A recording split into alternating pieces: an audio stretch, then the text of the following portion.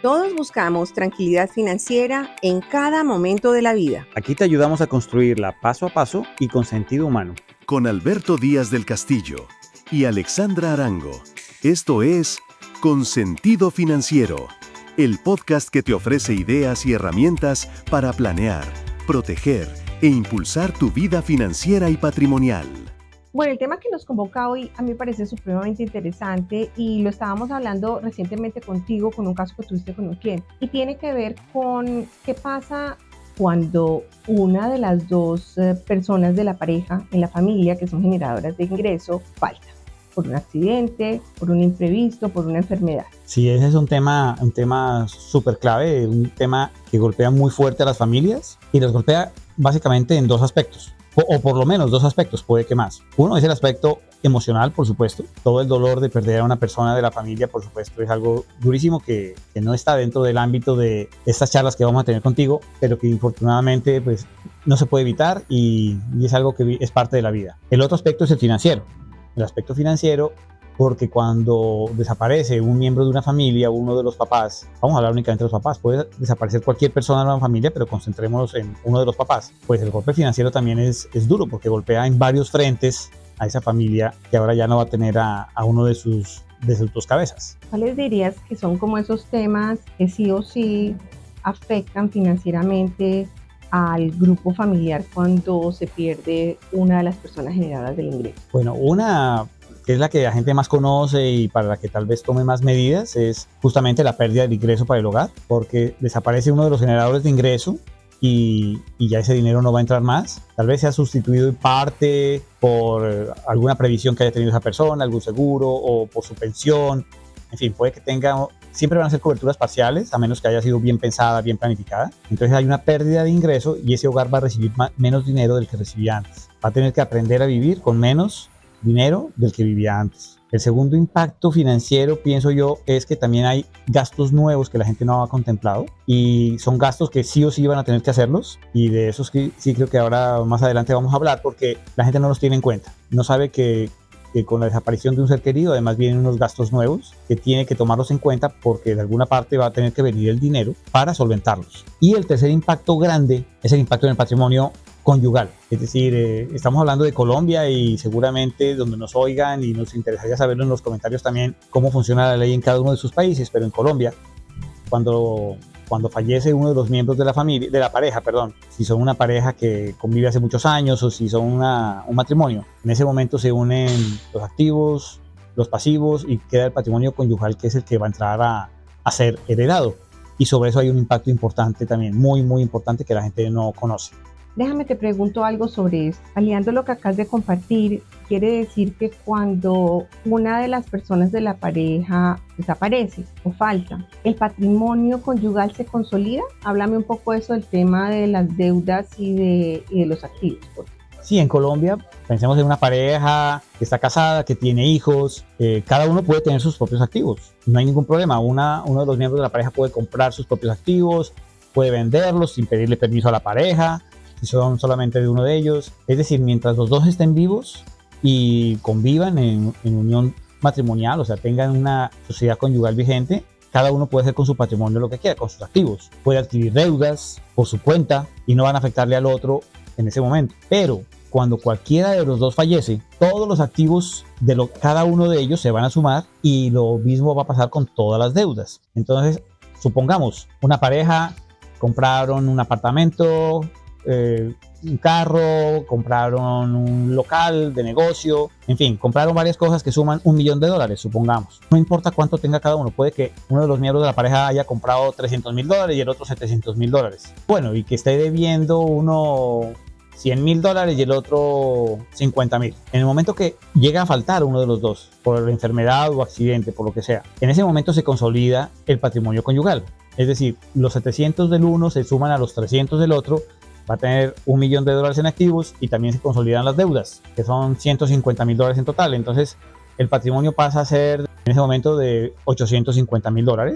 Ese es el patrimonio que en ese momento queda unificado y que va a entrar a un proceso de sucesión, es decir, de herencia. En Colombia, ¿cómo funciona? De esos $850.000 en que queda consolidado el patrimonio conyugal, el cónyuge que sobrevivió, el esposo o esposa sobreviviente, va a recibir la mitad. Es decir, en este caso recibiría $425.000. Son suyos por derecho propio, según la ley colombiana. ¿Qué pasa con los otros $425.000 que van a pasar a sucesión? Pero en este caso supongamos que sí hay hijos. Supongamos que hay 2 hijos, entonces cada uno de los 2 va a recibir la mitad de ese patrimonio.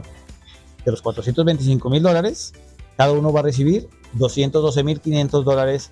Es lo que le corresponde por derecho, según la ley colombiana, como derecho de herencia, ¿sí? Sin embargo, ¿cómo accede a esos $212.500 de patrimonio? Va a tener que pagar impuestos, va a tener que pagar gastos de escrituración, etcétera.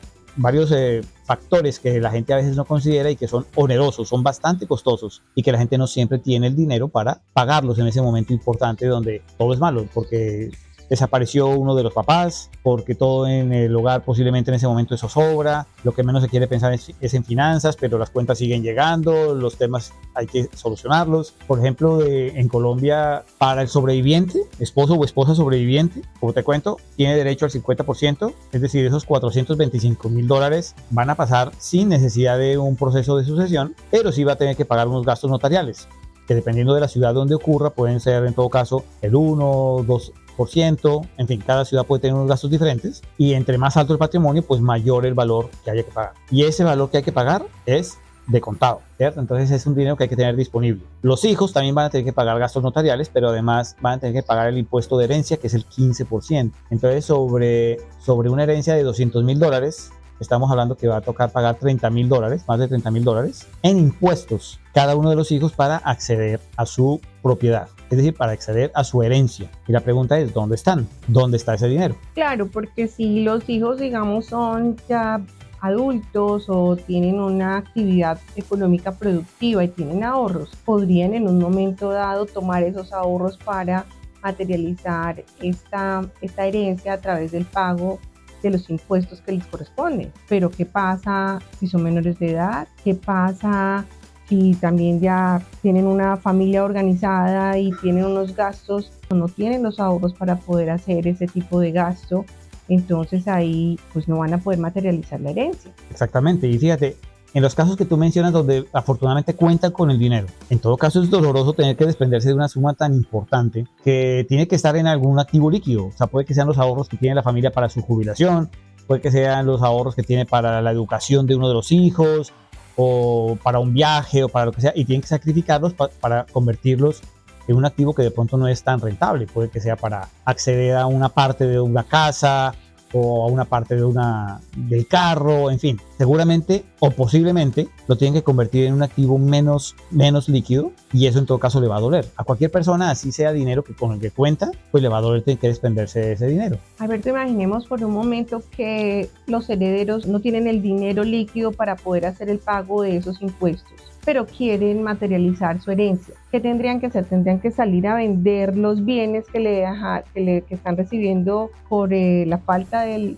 padre que se fue. Sí, normalmente se hacen muchas cosas como esas, como venderlos, y si hay que venderlos de afán, además puede que no se vendan en un precio adecuado, sino en un precio bajo, se malvendan, como se dice, o puede que tengan que endeudarse a largo plazo para poder pagar eso. En otros casos, pues van a tener que pedir en el mercado extrabancario a tasas muy altas.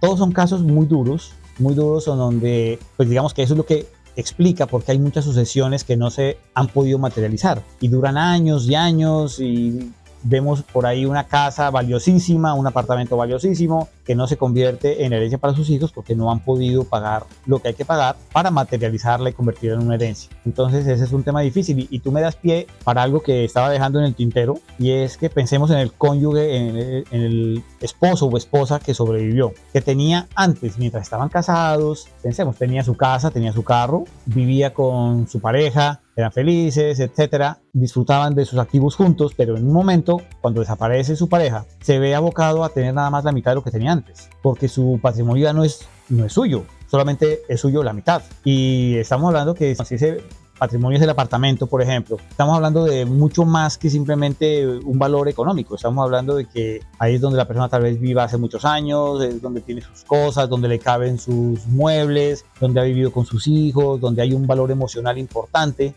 y podría verse en la necesidad de tener que venderlo para cumplir con la entrega de lo que le corresponde a los herederos. Uno pensaría, si sus hijos son pequeños y siguen viviendo con la persona que sobrevivió, pues lo que le corresponde a los niños de una u otra forma lo sigue disfrutando el padre que sobrevivió. Siguen viviendo en el mismo apartamento, etcétera, aunque igual ya no es todo de él o de ella, pero podrían seguir viviendo en el mismo lugar. ¿Qué pasa si ya el hijo o hija ha crecido, tiene su propio hogar, quiere sus cosas también a las que tiene derecho? En ese momento podría no haber otra opción diferente a vender ese apartamento que tiene un altísimo valor emocional para poder cumplir y entregarle a su hijo o hija lo que le corresponde como herencia. Entonces también hay un costo emocional muy fuerte de desarraigo, de no tener lo que se tenía antes. Entonces esos son aspectos que a veces la gente no se da cuenta que están ahí, que pueden sobrevenir en un momento como este. Retomando lo que mencionas, no solamente está el componente emocional de la falta que le va a hacer su cónyuge,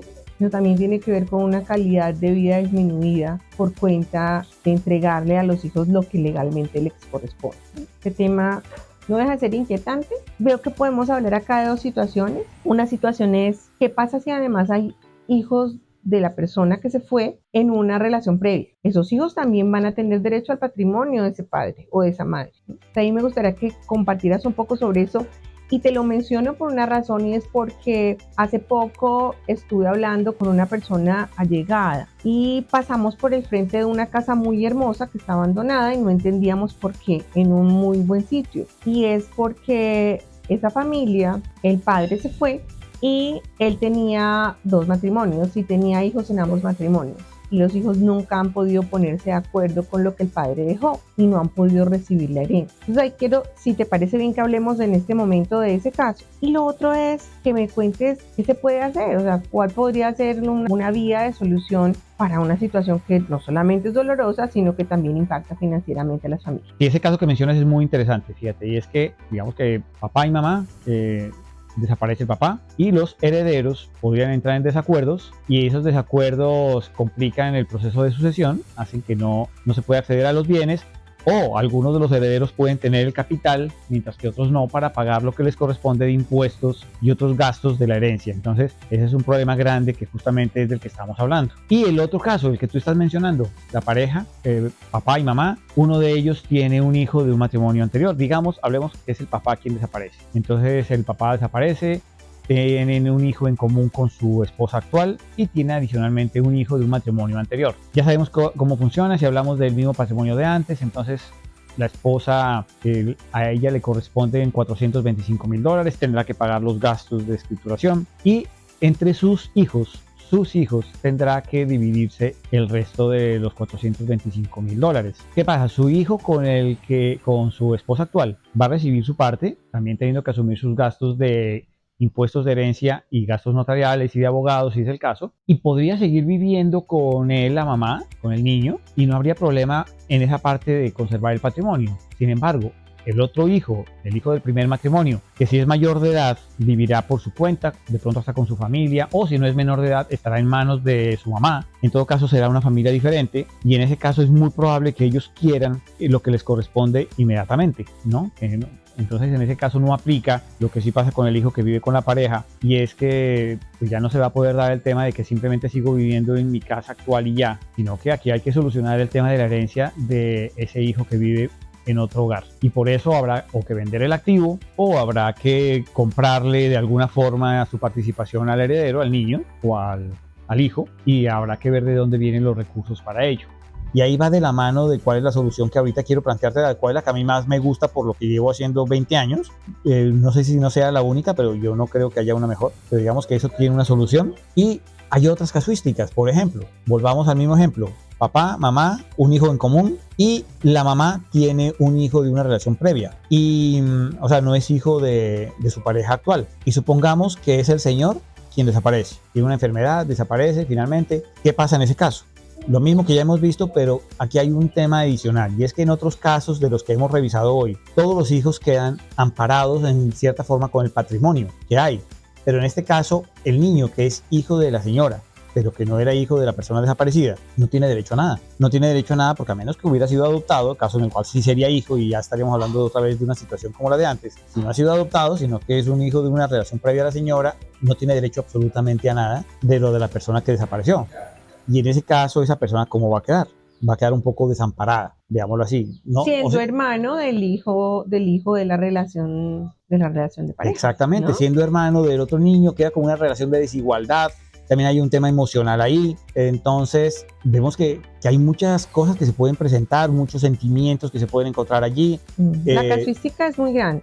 Muy grande, pero genera desequilibrios. Claro. ¿Y cómo podemos mitigar esos desequilibrios? Porque aquí podemos hablar, o sea, este tema da para muchísimo y seguramente vamos a hacer otro episodio hablando de este tema, pero sí me gustaría ir cerrando y que nos cuentes un poco cuál podría ser la solución o si hay alguna solución para este tipo de situaciones que son tan complejas. Para mí la herramienta ideal se llama seguro de vida. ¿Por qué seguro de vida? Porque el seguro de vida es un instrumento financiero único. ¿En qué sentido es único? Es único en el sentido de que mientras que muchos tipos de inversiones, de ahorros o de productos que se compran, digamos que están contemplados para que lo que se recibe es directamente proporcional a lo que se pagó por él.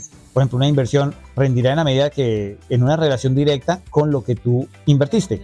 Pero el seguro de vida no hay una relación directa. En el seguro de vida es un instrumento financiero en el cual se crea un patrimonio instantáneamente cuando la persona desaparece. No hay otro instrumento igual.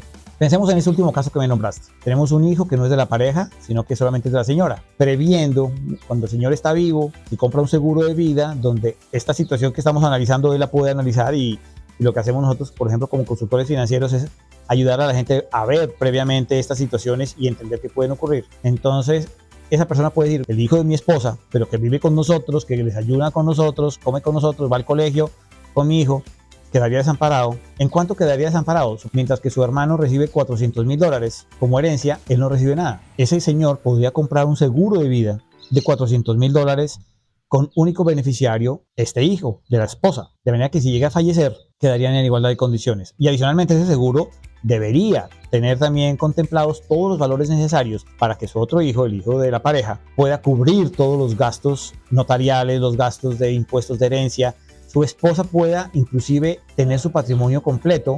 En fin, uno con un seguro de vida puede diseñarlo a la medida de lo que quiera y tiene una característica y es que se nombra quién va a recibir cuánto y eso no va a pasar por procesos de herencia, va a ser un proceso muy rápido, muy expedito. Y aunque en Colombia, como excepción, es un país donde sí hay impuestos a los seguros de vida que excedan cierto monto, en muchos otros países no existe. Uno puede calcular eso inclusive para que del mismo seguro se pague el impuesto y siempre va a ser una relación ínfima lo que se paga a cambio de lo que se recibe. Entonces la situación con el seguro de vida es totalmente diferente desde el punto de vista económico. El papá o la mamá sobreviviente podrían permanecer en su apartamento, pueden conservar sus activos, todos los herederos van a recibir lo que les corresponde y además lo van a recibir de una forma expedita, muy rápida, de manera que para mí la opción del seguro de vida, y creo que es algo que en diferentes episodios voy a nombrarlo porque es una herramienta que sirve para muchas cosas. Piensa, una herramienta que produce dinero en un instante tan duro como es el de la falta de un ser querido, pues tiene en este momento una aplicación directa para que la gente pueda seguir viviendo sus vidas igual que como las vivía antes, por lo menos desde el punto de vista financiero. Bueno, me parece que ha sido un episodio súper interesante, porque fíjate que gracias a esta solución que tú mencionas, que es el seguro de vida, que es el único instrumento financiero de creación de capital realmente, ¿no? Porque aquí no existe el capital y se crea con la materialización de ese riesgo. Y se solventan estos temas que mencionaste al principio, que es la pérdida del ingreso del hogar cuando falta uno de los generadores de ese ingreso en la familia, la otra, cómo se le hace frente a todos los gastos que antes no existían en materia sucesorial, de notariado, escrituración. En Colombia, por supuesto, estamos hablando, y seguramente en otras partes del mundo pasa algo similar. Y también el tema de cómo transferir la herencia del patrimonio que esta familia ha creado al cónyuge y a los hijos sin que el patrimonio se pierda, ¿no? Porque se crea un nuevo capital. Entonces, tremendamente poderoso. Pienso que tenemos que seguir hablando de seguro de vida y bueno, me voy con ese resumen. No sé si quieres agregar algo adicional. No, contento de haber grabado este episodio porque se puede contar el poder, no solamente del seguro de vida, sino poner sobre la mesa unas situaciones difíciles que es importante que toda la gente, que la gente que está oyendo este podcast podría vivir o ver que gente cercana está viviendo. Y para nosotros sería muy importante contar también con retroalimentación de las personas que lo oyen y nos digan si les ha pasado, si alguien cercano lo ha vivido, cómo se ha resuelto. Yo estoy diciendo que el seguro de vida es la solución, pero porque es lo que conozco y no conozco otra. Pero si alguien tiene otra opción distinta, que nos cuente, nos encantaría conocerla. O si ha sido beneficiario del seguro de vida y eso le ha cambiado, digamos, su historia en un momento tan importante como el que estamos mencionando, también nos gustaría oírlo, porque ese tipo de testimonios pues nos ayudan a comprender mejor, para poderles ayudar a los clientes a prever su tranquilidad. Como lo decimos en el eslogan del podcast, en todos los momentos de su vida. Bueno, terminamos entonces este episodio de Consentido Financiero hablando sobre un instrumento tremendamente poderoso que yo creo que agregado al resto de la planeación financiera hace que nuestra vida futura sea muchísimo más tranquila pensando desde el presente. Seguimos, chao. Gracias por escuchar Consentido Financiero, el espacio donde Alberto Díaz del Castillo y Alexandra Arango hablan de decisiones inteligentes para tu dinero y tu bienestar. Si este episodio te aportó valor, compártelo y suscríbete para descubrir nuevas formas de cuidar lo que tienes y construir lo que sueñas. Nos encontramos en el próximo episodio de Consentido Financiero.